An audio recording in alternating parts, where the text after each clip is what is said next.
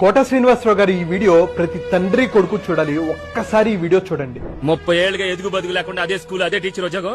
ఈయన గారు వచ్చారండి లైఫ్ లో బాబాటం గురించి చెప్పడానికి. 30 సంవత్సరాలు నిన్ను భరించాను రా. ఇంతకంటే నేను ఇంకా సాధించాల్సిందే ఉంది. ఆఖరి రోజుల్లో తండ్రికి ఒక ముద్ద పెట్టేటువంటి వాడే కొడుకురా. అంతేగాని చచ్చదాకేలా గుండెల మీద తన్నటువంటి వాడు కాదు. ఇప్పటికే కంటి చూపు తగ్గిపోయింది. 10 నిమిషాలు నిలబడలేకపోతున్నాను.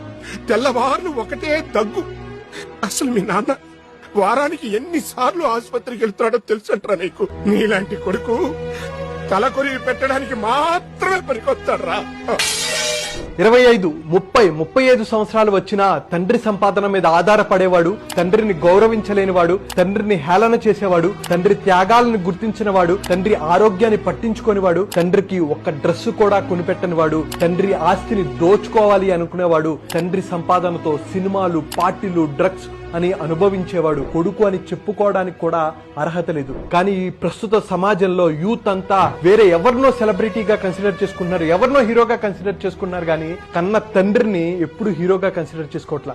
సో నేను యూత్ అందరికీ చెప్తుంది ఏంటంటే, మీ డ్రీమ్స్ మీద ఫోకస్ చేయండి, మీ పేరెంట్స్ ని, మీ ఫ్యామిలీని రెస్పెక్ట్ చేయండి, వాళ్ళందరితో హ్యాపీగా ఉండండి.